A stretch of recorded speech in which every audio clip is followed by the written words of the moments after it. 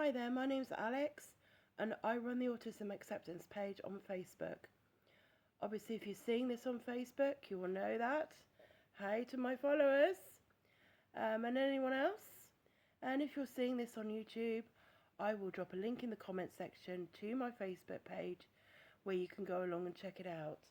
I cover a wide range of topics from a neurodiversity standpoint, but a non-woke one. I highlight autistic content creators' voices such as Stephanie Bethany, Paul Isaacs, the late great Donna Williams, who I'm going to read and extract from her work now, and many others. So if that's something you'd be interested in, then yeah, go along and check out my Autism Acceptance page. So I want to talk about or read about the straws that broke the camel's back as far as autism is concerned. So, if you've got a camel which is finding it hard to walk under the weight of all the straws on its back, the easiest way to make it easier for the camel to walk is to take as many straws off its back as possible.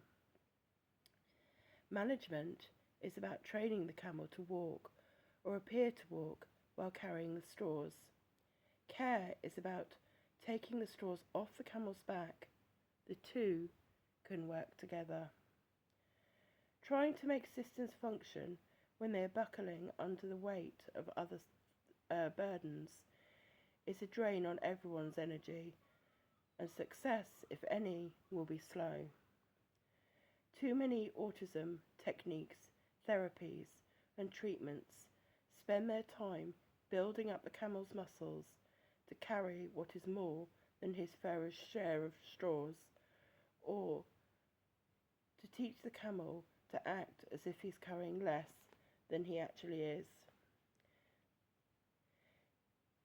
It makes more sense to take the straws off, and then the camel's job will be easier, and so will those caring for and working with the camel. To take the straws off the camel's back, you have to do two things. One is to identify them, and the second is to know how to remove them or where to go to find someone who can. Identifying the straws. So, near problems of control, problems of tolerance, and problems of connection. So there are several things that can go wrong to cause each of these problems, and there are solutions to some of these things, or places to start looking for those solutions. What follows is a journey through causes and solutions. The role of information processing.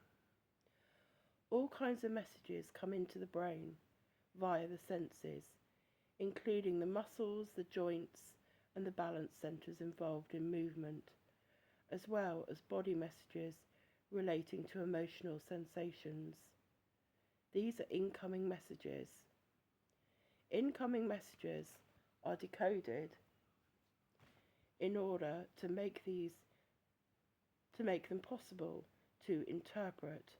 To do this, the left and right brain hemispheres and all their departments have to be able to relay messages efficiently between different parts of the brain. Information overload. So information overload can happen if you're too slow to keep up with the rate in which information is coming in. This is like one train being late, causing all the others to be late too. Information overload can happen because the brain doesn't filter out the same range of generally irrelevant information as other people's do. This is like having one whole jar of peanut butter, but having 100 sandwiches to spread. In either case, information overload means that scarce resources get spread too thinly, and that the brain calls in a range of involuntary compensations into play in order to manage this. Compensations that generally don't make much sense to non-autistic people whose brains have never required them.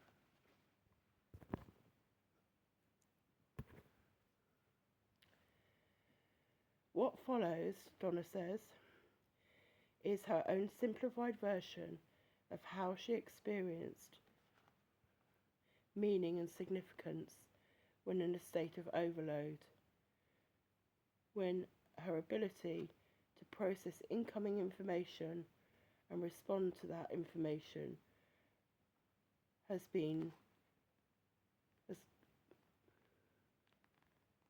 become very slowed down and inefficient. So, making literal meaning. In order to make literal meaning of information that has come through the senses, it has to be decoded and interpreted. So, for example, my eyes might pick up on a whole load of light pulses that have bounced off things in the room around me. I don't experience this with awareness. This decoded information might now be something like white and flat and thin and square with a smooth surface. At this point, that means far more than nothing at all, but still doesn't mean much at all. It doesn't tell me what I'm looking at, just what it looks like. At this point, this decoded information needs to be interpreted. Excuse me. The decoded information, white and flat and thin and squared with smooth surface, becomes interpreted into the recognition that what has been seen is a sheet of paper. At this point, I know what the thing looks like and what it is, but there is still no interpretation of what, if anything, to do about it. Without processing further than this, there is little or no thought about what has been experienced. From meaning to significance. At this point, I know I've experienced a sheet of paper, but haven't yet understood the significance of this. I don't yet know what, if anything, to do about this experience. The deeper processing for significance requires further internal messages to be sorted and relayed. Significance tells me what to do about the paper, i.e., I need some of that to write on, or that's not what I'm looking for. When something is processed for significance, this would usually draw action and/or expression, and again, there are many more messages that need to be relayed efficiently for significance to result in action or expression. This is when realization of significance go from I need some of that to write on to my actually reaching out for it and picking it up. The relaying of information for processing can be inefficient in a whole variety of ways. The following are just some of these ways. Types of inefficient processing. Sorry, wrong address. Messages can be sorted inefficiently so that they are relayed badly. This is like putting a call through to the wrong number or the next door neighbour's house instead of your house. These are what I call misfires. Some examples of these in my own life have been when I've come up with words or names that have a similar shape, pattern or rhythm to the one I'm trying to recall without being similar in meaning. I've had this trouble with names such as Margaret and Elizabeth because they seem to have the same feel and seem similar to me. In the same way, I've said things like, I want my shoes, when I meant I want my jacket, and being surprised to get the thing I apparently asked for. Sometimes sentences like "I'm trying very hard" have come out "I'm trying very difficult." I've known I'm having problems to do with my body messages, but find myself going off to the toilet because I'm cold, or putting on a coat because I felt hungry, or eating or drinking because I felt full. Excuse me. I've also been the one to leave my own house because I've known someone was meant to be leaving, but got it wrong about who it was and how to get them out. I've meant to look at something, but the message came out wrong, and I've gawked suddenly in the opposite direction. I'm always pushing doors that I meant to pull open, and pulling doors that I meant to push. I have felt glad to see someone, but instantly ignored them. Another experience that feels like a mixture of between messages going to the wrong address and getting crossed lines is to do with fluffy people causing me lemons. Fluffy people, those who are very self-exposed, without image or facade, and emotionally vulnerable, cause me lemons. Being around them or involved with them causes lemons because it triggers a sensation that feels exactly how eating lemons makes me feel, though the taste isn't there. The response in my mouth and neck and muscles is the same. These people cause a sour taste, and that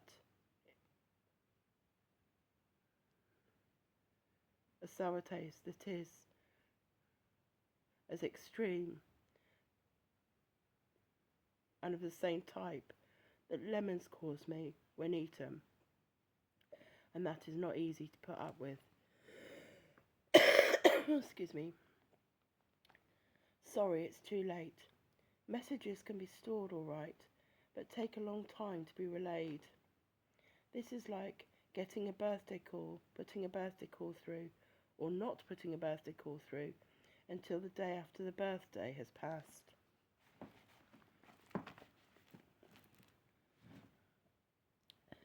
Non-firings are life with a rain check. For me, they are fees of the ability to understand and feel the reward of interaction or emotion. As a child, this was consistently how life was for me, so it appeared as though I didn't feel pain or discomfort, didn't want help, didn't know what I was saying, didn't listen, didn't watch. By the time some of these emotions, sensations,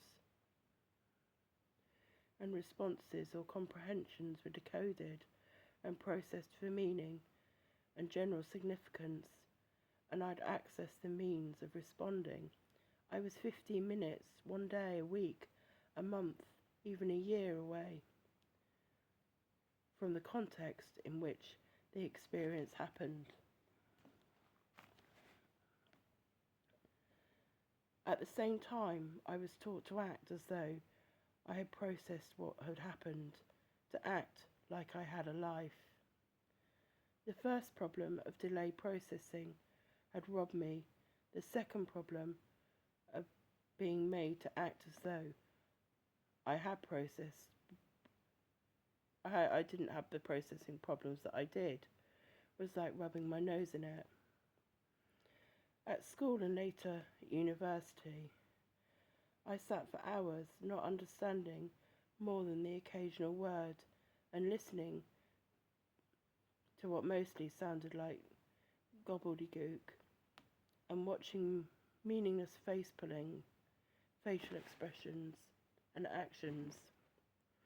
I'd scan the volumes of largely meaningless print, and my body generally seemed without hunger or tiredness, cold or discomfort. In situations that should have caused effect, I generally registered none, even though I learnt to display stored copies of what was normal and expected. In situations I was meant to enjoy, I usually felt indifferent. In situations that were meant to provoke me, I generally felt nothing. Though all sorts of disembodied niggles were happening, I mostly didn't know where they were coming from or what they meant.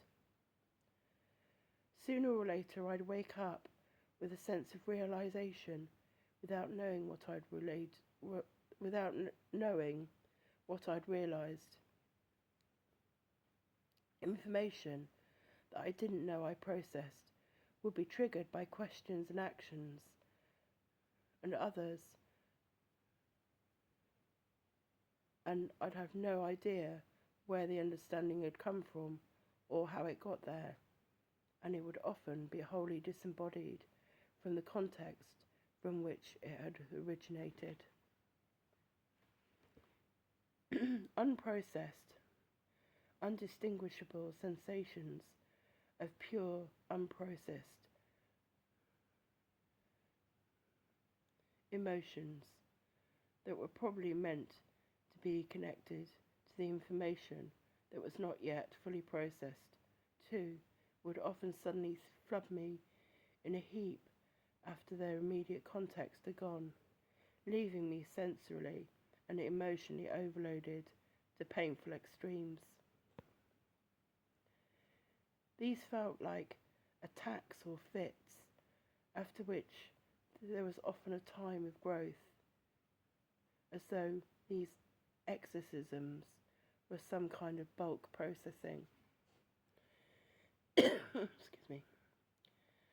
The effect of these persistent, severe processing delays on life made people respond to me as anything from stupid to disturbed, mad, and eccentric, and the local amusement. For me, the world seemed basically incomprehensible, unrewarding, and purely a place in which to pass the time. All the realizations, connections, and effect that were meant to reward me for interaction and experiences were so delayed and out of context that continuity was a shambles and a myth. The attachment that was meant to flow from it became nothing but a well-trained facade for which I had only theoretical and disembodied understanding, which made me feel under glass and forever external. I think we have a crossed line. Messages can be stored all right and put through quickly, but redundant information inefficiently filtered out. This is like putting through a call complete with cross lines and background static. For much of my childhood, the air was full of charged sparkles, that made most people's brains filter out as meaningless information. Not only did my brain not do me this favour, but these sparkles were much more active. They swirl about crazily in the air currents, and abundance, and in the foreground, more abundant in the foreground than anything else I was seeing. This made everything else not only irrelevant in background, but meant it took a lot of conscious mental effort and energy to attend to. The same happened with my hearing, and I was often more tuned into the white noise that is the sound of silence than I was the sort of noise others people seem to easily tune into and process quickly. Excuse me.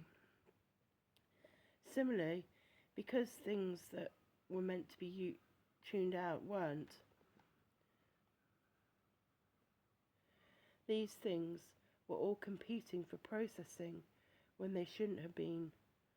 I was jumping between processing the white of the page as well as the print, the flicker of the light and the shadow, as well as the objects themselves, the sound of the people moving around in between syllables of words being said at the time,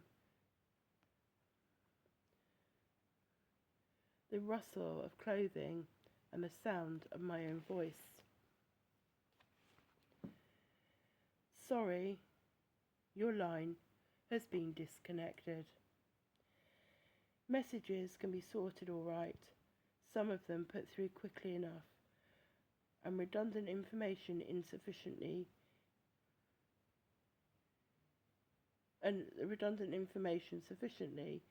filtered out. But the relay of further connecting messages is ineffective. This is like putting calls through in gibberish, telling jokes but leaving out the punchline, or putting through a call about something important but jamming the phone lines so the recipient can't call anybody else to tell them the news. I first started intentionally trying to squeeze meaning out of language when I was about 10. At this time, I knew the words were theoretically meaningful based on previous experiences, but as I heard them again, their meanings were as elusive as ever. The clarity was fine, and I would play around with the shapes and the spaces between syllables and words, but it just didn't go anywhere. Later, the category the words belonged to would be triggered, so I come up with all the opposites, or its possible similes, or all the words that rhyme with it, or that had a similar shape, but the word or sentence that had triggered these responses basically remained gobbledygook until the moment passed and it was all unimportant. Then it sometimes eventually sunk in, by which time I generally didn't care nor attend to its comprehension. The same was true of sound, where I could describe the same was true of touch, where I could describe the tactile sensations quite exactly and make all sorts of associations to memory with related textures or sensations. But what I actually felt in terms of personal pleasure or pain, or how I should or wanted to respond to it, or what it meant for any future experience, just didn't connect at the time, though its processing was often delayed and responses triggered later, sometimes demonstrated that processing had occurred at a delayed subconscious level. These sort of experiences meant that the usual sort of curiosity didn't happen with me because I generally hadn't made enough connections in the context in which an experience happened for my mind to form questions, let alone drive actions to get answers. I also found life a sort of hit and miss thing because only a limited number of connections happened in a complete way, and those I generally repeated over and over. The rest seemed sort of like one-off accidents or coincidences. This made the usual attachments more to do with whether other people wanted me about them,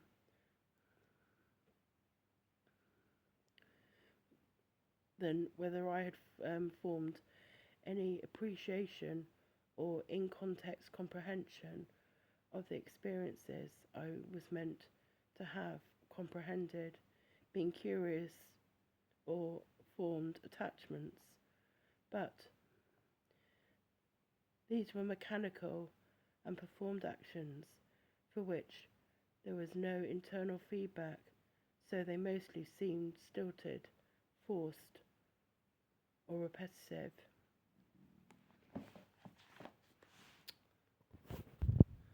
Okay, I hope this has helped. If you can relate to this, yeah, give my page a like and a follow. And yeah, remember, you're stronger than your struggles. Bye for now.